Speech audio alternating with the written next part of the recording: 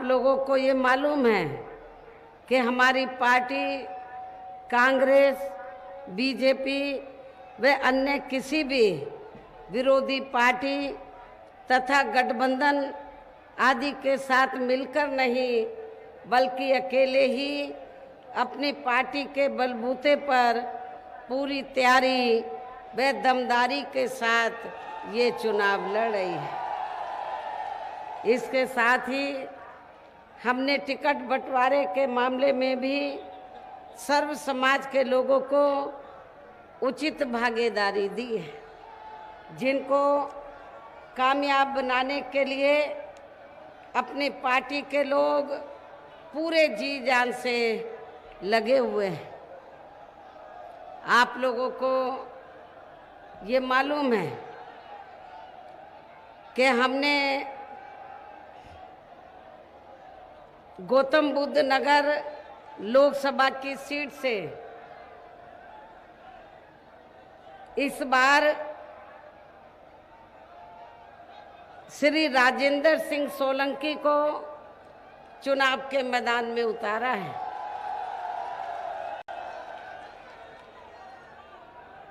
आप लोगों को ये लगता होगा,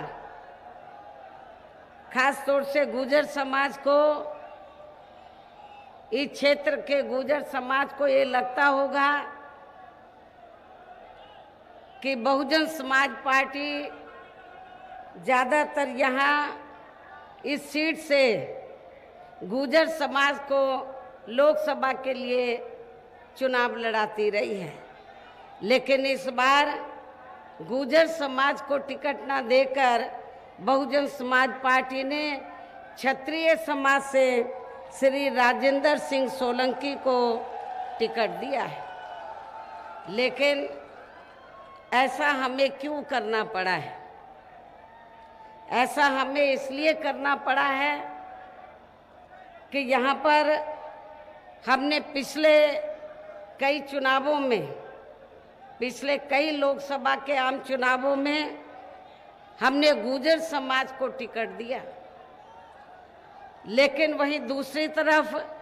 दूसरी पार्टी से भी गुर्जर खड़ा हो जाने के कारण फिर गुर्जर समाज का वोट पिछले कई चुनावों में बढ़ता रहा, और जिसका फिर भारतीय जनता पार्टी ने पूरा फायदा उठाया है, और भारतीय जनता पार्टी फिर यहाँ से लगातार कई बार चुनाव जीतती रही है। इसलिए हमने ये फैसला लिया कि भारतीय जनता पार्टी को चुनाव में जीतने से रोकने के लिए तो गुर्जर समाज को खड़ा ना करके हमें अन्य किसी और समाज को, क्योंकि यहाँ पर क्षत्रिय समाज की काफ़ी ज़्यादा तादाद है, तो क्षत्रिय समाज को खड़ा करने का फैसला लिया, और इस समाज का अन्य किसी भी पार्टी से कोई उम्मीदवार चुनाव के मैदान में नहीं है। लेकिन मैं ये भी कहना चाहूँगी कि गुर्जर समाज के लोगों को ये ऐसा नहीं लगना चाहिए कि बहुजन समाज पार्टी ने इनकी उपेक्षा की है। हमने यदि गौतम बुद्ध नगर लोकसभा की सीट से जब हमने यहाँ से गुर्जर समाज को चुनाव में नहीं खड़ा किया है, तो हमने गुर्जर समाज के व्यक्ति को इस सीट के स्थान पर, आपके नज़दीकी बागपत लोकसभा की सीट है, तो बागपत लोकसभा की सीट से हमने गुर्जर समाज को टिकट दिया है। इसलिए मैं आपको ये बता रही थी कि बहुजन समाज पार्टी ने टिकट बंटवारे के मामले में तो सर्व समाज के लोगों को पूरी भागीदारी दी है। आपके बुलंदशहर लोकसभा की सीट जो गौतम बुद्ध नगर लोकसभा की सीट से एकदम लगी हुई है, तो इस सीट से हमने अपनी पार्टी के सिटिंग एमपी श्री गिरीश चंद्र जाटव को चुनाव के मैदान में उतारा है, जो लंबे अरसे से बहुजन समाज पार्टी की सेवा में लगे रहे हैं। मुरादाबाद मंडल में इन्होंने उधर काफ़ी काम किया है बहुजन समाज को बीएसपी में जोड़ने के लिए, लेकिन यहाँ के लोगों की दिली तमन्ना थी, बुलंदशहर लोकसभा के क्षेत्र के लोगों की दिली तमन्ना थी कि यहाँ पर किसी मजबूत आदमी को इस बार चुनाव के मैदान में उतारा जाए। इसलिए हमने इनको नगीना लोकसभा की सीट से न खड़ा करके आपके बुलंदशहर लोकसभा की सीट से इनको चुनाव के मैदान में उतारा है। हालांकि आज यहाँ आपकी इकट्ठा हुई अपार भीड़, वह भीड़ के जबरदस्त जोश को भी देखकर अब मुझे भी ये काफ़ी हद तक भरोसा हो गया है कि पिछली बार की तरह इस बार भी आप लोग अपने प्रदेश से यहाँ लोकसभा के आम चुनाव में अपनी पार्टी का बेहतर रिजल्ट जरूर लाएंगे। इसके लिए अब मैं आप लोगों का ध्यान कुछ ज़रूरी बातों की तरफ दिलाना चाहती हूँ और इस संबंध में विशेषकर मैं कांग्रेस, बीजेपी व इनके अन्य सभी सहयोगी दलों के बारे में ये कहना चाहूँगी कि आज़ादी के बाद शुरू में केंद्र व देश के काफ़ी राज्यों में भी ज़्यादातर सत्ता यहाँ कांग्रेस पार्टी के ही हाथों में केंद्रित रही है, किंतु इनकी अधिकांश मामलों में रही गलत नीतियों एवं गलत कार्य प्रणाली आदि की वजह से ही फिर इस पार्टी को केंद्र व काफ़ी राज्यों की भी सत्ता से बाहर होना पड़ा है तथा यही स्थिति इनकी सहयोगी पार्टियों की भी बनी रही है, जिसके कारण ही फिर पिछले कई वर्षों से भारतीय जनता पार्टी व इनके सहयोगी दल केंद्र एवं काफ़ी राज्यों की भी सत्ता में काबिज हो गए हैं, लेकिन इनकी भी ज़्यादातर रही जातिवादी, पूंजीवादी, संकीर्ण, सांप्रदायिक व द्वेषपूर्ण नीतियों एवं कार्य प्रणाली आदि से तथा इनकी कथनी व करनी में भी काफ़ी अंतर होने की वजह से अब ऐसा लगता है कि इस बार यह पार्टी भी यानी कि भारतीय जनता पार्टी भी केंद्र की सत्ता में आसानी से वापस आने वाली नहीं है, बशर्ते यदि ये चुनाव इस बार फ्री एंड फेयर होता है तथा आम चर्चा के मुताबिक वोटिंग मशीनों में भी कोई गड़बड़ी आदि नहीं की जाती हैं और वैसे भी इस बार चुनाव में इनकी कोई भी पुरानी व नई चल रही नाटकबाजी, जुमलेबाजी व गारंटी आदि काम में आने वाली नहीं है, क्योंकि अब देश की जनता काफ़ी हद तक इस बात को समझ चुकी है कि इनकी पार्टी ने अब तक देश के विशेषकर गरीबों, कमज़ोर तबकों, मध्यम वर्गीय एवं अन्य मेहनतकश लोगों को जो इन्हें अच्छे दिन दिखाने के असंख्य प्रलोभन भरे वायदे किए हैं तथा अनेकों हवाई व कागजी गारंटी आदि भी दी है, तो उनका ज़मीनी हकीकत में अभी तक भी इन्होंने लगभग इसका 1/4 हिस्सा भी कार्य पूरा नहीं किया है, बल्कि इसके स्थान पर इनका ज़्यादातर समय व ताकत भी यहाँ इनके अपने चहेते रहे बड़े बड़े पूंजीपतियों एवं धन्ना सेठों को ही ज़्यादा से ज़्यादा मालामाल व धनवान आदि बनाने में तथा उन्हें हर स्तर पर छूट देने व बचाने में ही लगी रही है, जिनके अधिकांश आर्थिक सहयोग से ही ये पार्टी व अन्य पार्टियां भी अपना संगठन चलाती हैं तथा चुनाव आदि भी लड़ाती हैं, जिसका काफ़ी कुछ खुलासा बॉन्ड की आई रिपोर्ट से भी हो जाता है। इसके साथ ही अब ऐसा लगता है कि कांग्रेस पार्टी की तरह ही बीजेपी ने भी केंद्र की तमाम सरकारी जांच एजेंसियों का ज़्यादातर राजनीतिकरण ही कर दिया है। इसके अलावा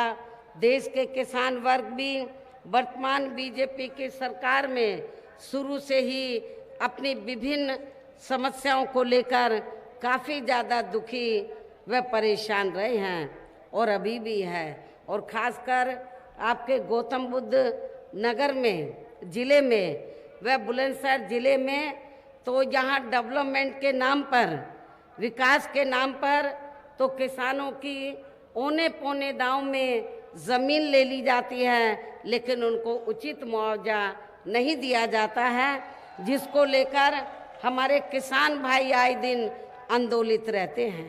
ये भी किसी से छिपा नहीं है। जबकि उत्तर प्रदेश में जब जब मेरे नेतृत्व में सरकार बनी तो हमने पूरे उत्तर प्रदेश में और खासकर गौतम बुद्ध नगर जिले में और बुलंदशहर में हमने किसानों को जो भी डेवलपमेंट के नाम पर सरकार ने ज़मीन ली तो हमने किसानों को उचित उनकी ज़मीन का मुआवजा दिया है।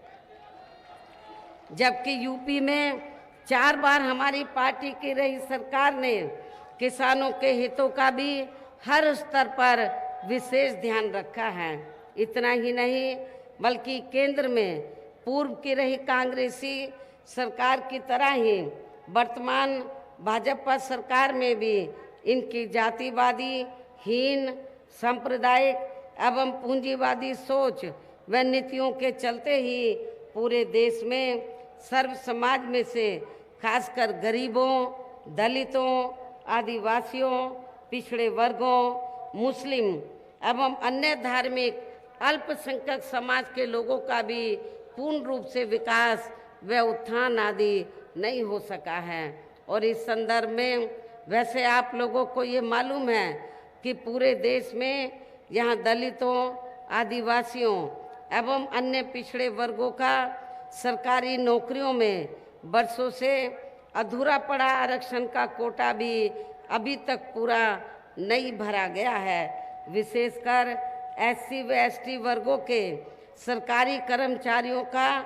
पदोन्नति में आरक्षण भी अब काफ़ी हद तक प्रभावहीन ही बना दिया गया है। और समाजवादी पार्टी की जब यहाँ यूपी में सरकार रही तो इसको बिल्कुल ही उन्होंने ख़त्म कर दिया था। साथ ही केंद्र व राज्यों में भी विरोधी पार्टियों की रही सरकारों में इन सभी वर्गों को प्राइवेट सेक्टर में आरक्षण दिए जाने की व्यवस्था किए बिना ही इनकी सरकारों के ज़्यादातर सरकारी कार्य अब प्राइवेट सेक्टर के जरिए ही इनके बड़े बड़े पूंजीपतियों व धन्ना सेठों आदि को ही दिए जाने के कारण अब इनको पूरे देश में आरक्षण का बहुत कम ही लाभ मिल पा रहा है। इसी प्रकार इनका अन्य और मामलों में भी शोषण व उत्पीड़न आदि होना अभी तक भी बंद नहीं हुआ है। इनके साथ साथ मुस्लिम व अन्य धार्मिक अल्पसंख्यक समाज के लोगों की भी हालत हर स्तर पर यहाँ काफ़ी ज़्यादा खराब व दयनीय ही बनी हुई है। इतना ही नहीं बल्कि पिछले कुछ वर्षों से केंद्र व अधिकांश राज्यों में भी बीजेपी व आरएसएस की सरकारों के चलते हुए अब इनका विकास एवं उत्थान आदि होना भी काफ़ी हद तक बंद सा हो गया है। आए दिन इन पर खासकर हिंदुत्व की आड़ में हो रही जुल्म जाति भी यहाँ काफ़ी ज़्यादा चरम सीमा पर पहुँच चुकी है। इनके साथ साथ अपर कास्ट समाज में से विशेषकर गरीब लोगों की भी हालत हमें कोई खास अच्छी नज़र नहीं आती है। इनकी गलत कृषि नीतियों के कारण किसान वर्ग भी आए दिन आंदोलित ही रहता है। साथ ही इनकी गलत आर्थिक नीतियों की वजह से देश की अर्थव्यवस्था पर भी इसका काफ़ी बुरा प्रभाव पड़ा है, जिससे यहाँ विशेषकर छोटे एवं मध्यम वर्गीय व्यापारी वर्ग भी काफ़ी ज़्यादा दुखी व परेशान हैं। और अब केंद्र में पूर्व की रही सरकारों की तरह ही वर्तमान भाजपा सरकार में भी यहाँ पूरे देश में गरीबी, बेरोजगारी एवं महंगाई आदि भी लगातार काफ़ी ज़्यादा बढ़ रही है। देश में हर स्तर पर फैला भ्रष्टाचार भी अभी तक ख़त्म नहीं हुआ है। साथ ही अपने देश की सीमाएं भी अभी तक पूरे तौर से सुरक्षित नहीं हैं, ये भी बड़ी चिंता की बात है। ऐसे में अब आप लोगों को देश में हो रहे लोकसभा आम चुनाव में कांग्रेस, बीजेपी व इनकी सहयोगी पार्टियों को भी केंद्र की सत्ता में आने से जरूर रोकना है। जिनकी गलत नीतियों व गलत कार्य प्रणाली आदि को आप लोग काफ़ी हद तक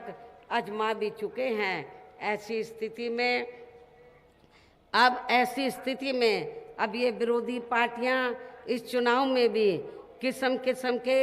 साम दाम दंड भेद आदि अनेकों हथकंडे इस्तेमाल करके केंद्र की सत्ता में आने की भी पूरी कोशिश में लगी हैं। ये सभी विरोधी पार्टियां किस्म किस्म के हथकंडे इस्तेमाल करके तो केंद्र की सत्ता में आने की पूरी कोशिश में लगी हैं, जिनसे अपनी पार्टी के लोगों को हर स्तर पर काफ़ी ज़्यादा सावधान रहना है। और इस मामले में विरोधी पार्टियां अपने अपने पक्ष में हवा बनाने के लिए खासकर मीडिया, ओपिनियन पोल व सर्वे आदि का जो बड़े पैमाने पर इस्तेमाल कर रही हैं, तो उनसे भी अपनी पार्टी के लोगों को बिल्कुल भी गुमराह नहीं होना है। इसके साथ ही विरोधी पार्टियों के विभिन्न रूपों में जारी किए गए इनके हवाई व प्रलोभन भरे चुनावी घोषणा पत्रों एवं वायदों आदि के बहकावे में भी अपनी पार्टी के लोगों को कतई नहीं आना है, जिन्हें ये पार्टियां चुनाव खत्म होने के बाद ज़्यादातर अमल में नहीं लाती हैं और अब जिन पर से देश की जनता का अधिकांश विश्वास ही उठ गया है। यही खास वजह है कि हमारी पार्टी किसी भी चुनाव में अपनी पार्टी का कोई भी चुनावी घोषणा पत्र आदि जारी नहीं करती है।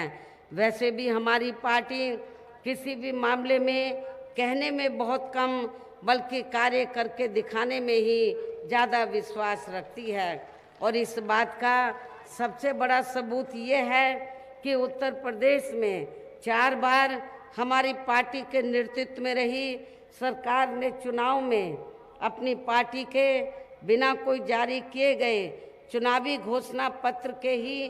प्रदेश व आम जनहित में काफ़ी कुछ ऐतिहासिक कार्य करके दिखाए हैं, जिनके अब देश में अधिकांश पार्टियों की सरकारें काफ़ी नकल भी कर रही हैं। जबकि इस मामले में हमारी पार्टी का ये कहना है कि यदि इन पार्टियों के स्थान पर केंद्र में हमें अपनी पार्टी की सरकार बनाने का मौका मिलता है तो फिर हमारी पार्टी की बनी सरकार केंद्र में जहां अब तक की रही सभी विरोधी पार्टियों की सरकारों की तरह यहाँ केवल हवाई व कागजी कार्य आदि नहीं करेगी, बल्कि उत्तर प्रदेश की तरह ही ज़मीनी हकीकत में ठोस कार्य करके दिखाएगी। और इस संदर्भ में आप लोगों को वैसे ये मालूम है कि जब उत्तर प्रदेश में मेरे नेतृत्व में पूर्ण बहुमत की सरकार बनी 4थी बार, तो आपका ये जो नोएडा, ग्रेटर नोएडा, गौतम बुद्ध नगर पूरा आसपास का क्षेत्र ये काफ़ी खराब स्थिति में था। इसका कोई डेवलपमेंट नहीं किया गया था। लेकिन जब मेरी सरकार बनी हमने इस क्षेत्र को पूरा विकसित किया। इस क्षेत्र को हमने गौतम बुद्ध के नाम से नया जिला दिया, गौतम बुद्ध के नाम से बड़ी यूनिवर्सिटी बनाई या एक्सप्रेस वे बनाया। जो ये एयरपोर्ट बनाने की बात कर रहे हैं सब इसकी रूपरेखा आधारशिला मेरी गवर्नमेंट में ही रख दी गई थी, जिसको अब ये भुनाने में लगे हैं। और यहाँ पर शिक्षा के क्षेत्र में, चिकित्सा के क्षेत्र में, हर क्षेत्र में इस एरिया को काफ़ी विकसित किया गया, जिसके कारण बड़े पैमाने पर यहाँ पर छोटे बड़े उद्योगपति आकर अपना कारोबार कर रहे हैं और जिसकी वजह से यहाँ इस क्षेत्र के लोगों को रोटी रोजी के साधन मिल रहे हैं। लेकिन ये देन बीजेपी की सरकार की नहीं बल्कि बहुजन समाज पार्टी की सरकार की यहाँ उत्तर प्रदेश में रही है। और इस संदर्भ में खासकर मैं ये कहना चाहूँगी, केंद्र द्वारा देश में पिछले कुछ समय से अति गरीब परिवारों को अस्थायी तौर पर फ्री में जो थोड़ी सी खाद्य सामग्री दी जा रही है, तो उससे इनका स्थायी तौर पर भला होने वाला नहीं है। और वैसे भी इनकी ये जटिल समस्या देश में हर हाथ को काम देने से ही केवल दूर हो सकती है, जिसकी तरफ हमारी पार्टी की बनी सरकार विशेष ध्यान देगी। साथ ही देश में पिछले काफ़ी वर्षों से आए दिन बढ़ रही गरीबी, बेरोजगारी व महंगाई आदि से भी जनता बहुत ज़्यादा दुखी व परेशान है, जिसे भी आर्थिक नीतियों में तब्दीली करके जरूर दूर किया जाएगा। हिंदुत्व की भी आड़ में पिछले कुछ वर्षों से खासकर मुस्लिम समाज के लोगों का द्वेष की भावना से जो इनका काफ़ी ज़्यादा शोषण व उत्पीड़न आदि किया जा रहा है, तो उसे भी ज़रूर रोका जाएगा। और ये सब हमने अपने यूपी की रही सरकार में करके भी दिखाया है। इसके अलावा हमने यूपी में सर्व समाज में से गरीब एवं बेरोजगार लोगों को बेरोजगारी भत्ता आदि न देकर उन्हें बड़ी तादाद में रोटी रोजी के साधन भी उपलब्ध कराए हैं। जो अब ये कार्य भी अधिकांश ठंडे ही पड़े हैं, जिनको फिर सरकार बनने पर प्राथमिकता दी जाएगी। कहने का तात्पर्य ये है कि देश में इस समय हो रहे लोकसभा चुनाव में विरोधी पार्टियों के जारी किए गए उनके हवाई व प्रलोभन भरे चुनावी घोषणा पत्रों आदि के बहकावे में अब यहाँ खासकर देश के अति गरीबों, मजदूरों, बेरोजगारों एवं मेहनतकश लोगों को बिल्कुल भी नहीं आना है। और अब इन्हें ऐसी सभी विरोधी पार्टियों को हर हालत में केंद्र की सत्ता में आने से जरूर रोकना है, जिनकी कथनी व करनी में काफ़ी अंतर रहा है तथा जिन्हें ये लोग बरसों से आजमा भी चुके हैं। ऐसे में अब मेरा यही कहना है कि आप लोगों को अपने खुद के व अपने प्रदेश व देश के भी हित में, अपने इस क्षेत्र के भी हित में अपने वोटों को यहाँ कांग्रेस, बीजेपी व अन्य विरोधी पार्टियों को न देकर केवल अपनी एकमात्र हितैषी पार्टी बहुजन समाज पार्टी को ही देना है। जो ये पार्टी उत्तर प्रदेश की तरह ही केंद्र में भी अपनी पार्टी की सरकार बनने पर फिर पूरे देश में यहाँ अपनी पार्टी की सर्वजन हिताय व सर्वजन सुखाय की नीतियों पर आधारित इस सरकार चलाएगी। इसके साथ साथ केंद्र से जुड़ी आपके क्षेत्र की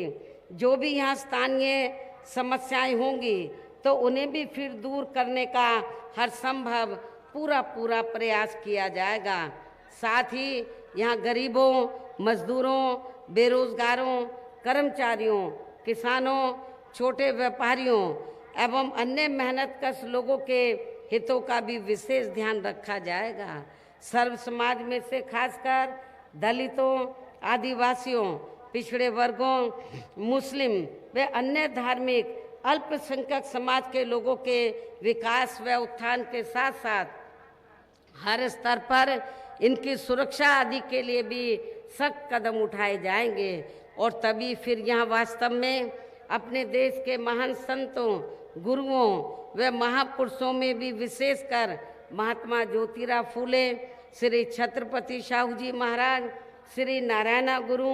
बाबा साहब डॉक्टर भीमराव अंबेडकर एवं मान्यवर श्री कांशीराम जी आदि का अधूरा राज सपना जरूर साकार हो सकता है, जिनको यूपी में हमारी पार्टी की रही सरकार द्वारा हर स्तर पर पूरा आदर सम्मान दिया गया है। इन्हीं खास बातों के साथ ही अब मेरा देश व आपके स्टेट के भी हित में यही कहना है कि हमारी पार्टी ने यहाँ जिनको भी लोकसभा के लिए चुनाव के मैदान में उतारा है, हमने गौतम बुद्ध नगर लोकसभा की सीट से और बुलंदशहर जो सुरक्षित लोकसभा की सीट से है, जिनको भी चुनाव के मैदान में उतारा है, जो आपके सामने यहाँ मंच पर भी मौजूद हैं, तो उन्हें आपको ज़रूर कामयाब बनाना है, जिसके लिए यहाँ पार्टी के सभी स्तर के छोटे बड़े पदाधिकारी एवं कार्यकर्तागण आदि पूरे जी जान से लगे हैं। और अब अंत में मेरा यही कहना है कि आप लोगों को वोट पड़ने वाले दिन यहाँ बीएसपी के अपने इन दोनों लोकसभा के प्रत्याशियों को बहुजन समाज पार्टी का जो चुनाव चिन्ह हाथी है, हाथी चुनाव चिन्ह के सामने वाले बटन को दबाकर इन दोनों प्रत्याशियों को जरूर विजयी बनाना है, जरूर जिताना है।